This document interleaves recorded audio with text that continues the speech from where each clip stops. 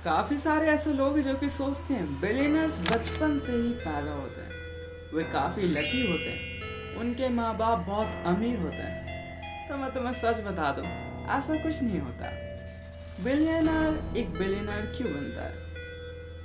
असली रीज़न यह है कि उसकी जो सोच रहती है वो एक बिलियनर वाली रहती है। अगर तुम उसकी सोच के बारे में जान लो तो शायद ही तुम सक्सेस और पैसे के पीछे भागो, क्योंकि वो तुम्हारे पीछे भागेगी। Hello and welcome back to everyone. I am your business consultant Vikas and जैसा कि तुम सभी जानते हो, इस चैनल पे मैं बिजनेस रिलेटेड कंसल्टेंसी प्रोवाइड करता हूँ और साथ ही साथ तुम्हारे बिलियनर बनने वाली जर्नी में तुम्हें पीछे से पुश करता हूँ। तो आज उसी के लिए मैं लेके आ गया हूँ ऐसे 5 बिलियनर माइंडसेट जो कि तुम्हें कोई भी नहीं बताता, लेकिन आज मैं वो तुम्हें बताऊंगा जिसकी मदद से तुम उन 5% लोगों में आ जाओगे।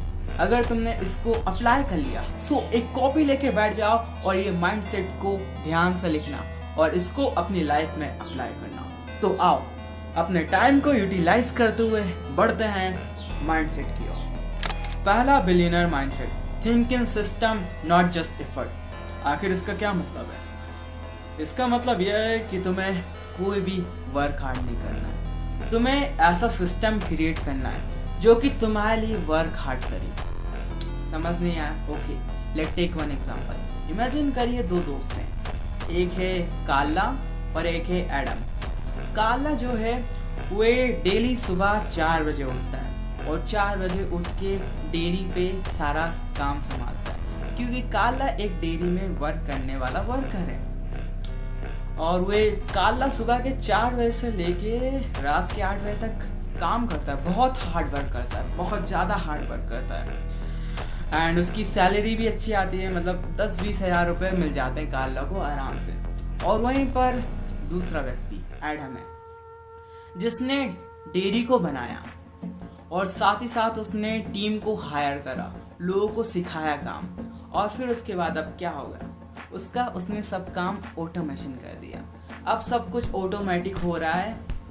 जो एडम है वो आराम से बैठ के पैसे कमा रहा है और वहीं पे काला सुबह के 4 बजे से रात के 8 बजे तक काम कर पैसा कमा रहा है। तो आप समझ गए कि सिस्टम क्रिएट करना तुम्हारे लिए कितना इम्पैक्टफुल होता है। अगर तुम वही लगे रहते हो हार्ड वर्क सो कुछ नहीं होगा हार्ड वर्क से।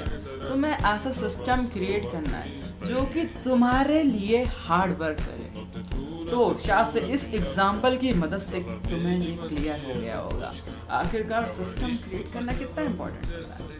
क्या तुमने कभी सोचा है आखिरकार जेफ बेजोस अमेज़न के बॉक्सेस पैक क्यों नहीं करता? रीज़न यह है कि उसने अमेज़न को बिल्ड करा है।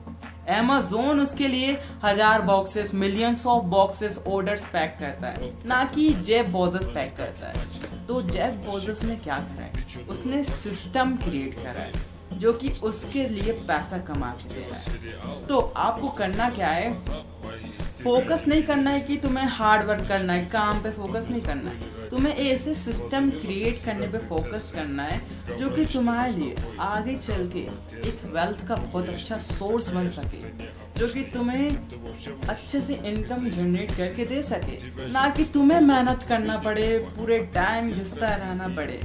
सो क्रिएट योर सिस्टम।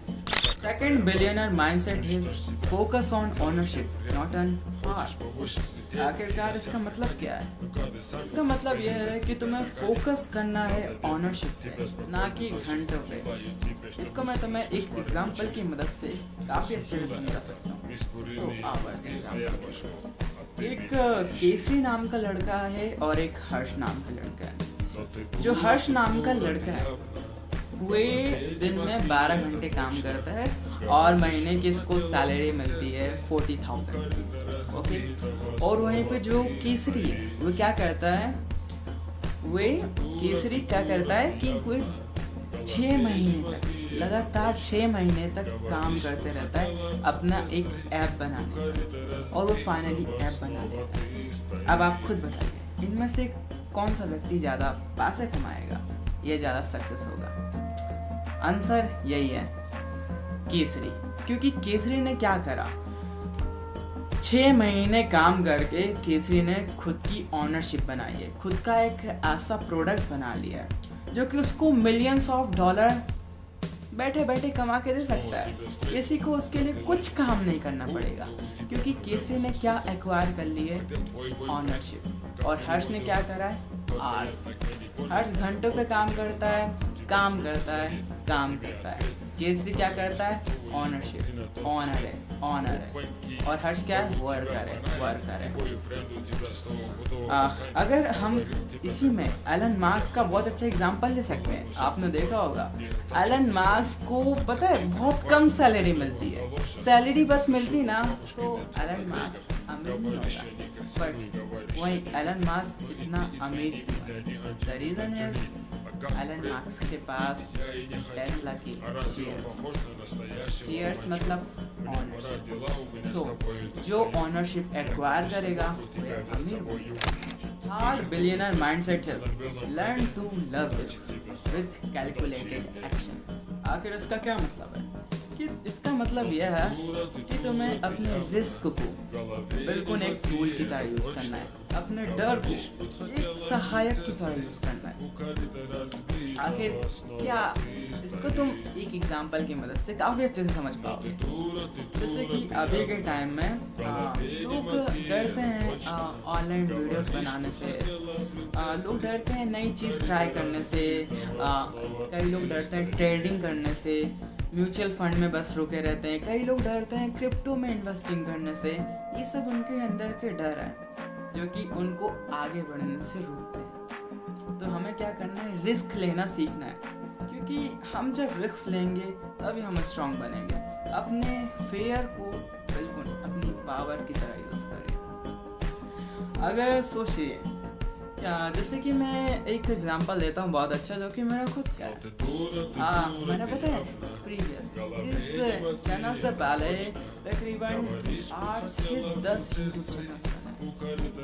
एंड क्या करा मैंने, उनसे मैंने कई सारी चीज़ें सीखी। हालांकि मैं उन पर इतनी अच्छी ग्रोथ नहीं कर पाया, बट मैंने उनसे कई सारी चीज़ें सीखी। मैं फेल हुआ लेकिन मैंने उनसे सीखा। देखो, तुम अगर सोचते हो कि तुम इस चीज़ को करके फेल होगे तो डेफिनेटली तुम फेल होगे, तुम कुछ सीख नहीं पाओगे। अगर तुम कोई चीज़ करते हो और तुम्हारा माइंडसेट ऐसा है, या तो मैं इससे अर्न करूँगा या तो लर्न करूँगा, तो भाई तुम्हारा दोनों में ही फ़ायदा है। यहीं पे हम एग्जांपल ले लेते हैं रिचर्ड ब्रांसन का, जिनने 400 से प्लस कंपनीज बनाई हैं और उनमें से कई सारी कंपनीज उनकी डूबी भी है, लेकिन उन्हें हार नहीं मानी। अगर वो हार मान के वहीं पर रुक जाते हैं तो क्या आज भी एक बिलियनियर बनते? नहीं बनते। सो यहाँ पे मैं तुम्हें बस इतना समझाना चाहता हूँ कि तुम्हें रिस्क लेना सीखना है, लेकिन कैलकुलेटेड एक्शन के साथ। अगर तुम नए हो तो तुम क्या कर सकते हो, तुम खुद का यूट्यूब चैनल बना सकते हो। कई लोग तो डरते हैं कि भाई मैं फेल हो जाऊंगा यार, क्या करूंगा, मेरे पास ऐसा कुछ नहीं है कि मैं स्टार्ट कर सकूँ चैनल। सो मैं तुम्हें बता देता हूँ, अगर तुम किसी भी स्किल में थोड़ा सा भी मास्टर हो या कोई भी चीज़ तुम्हें आती हो, अगर तुम्हें कोई चीज़ भी ना आती हो ना, तब भी लोग उसे देखना पसंद करते हैं। जस्ट लाइक व्लॉगिंग, या तुम व्लॉगिंग भी स्टार्ट कर सकते हो, कुछ भी स्टार्ट कर सकते हो, बट स्टार्ट करो। 4th billionaire mindset is invest in skill, not just stuff।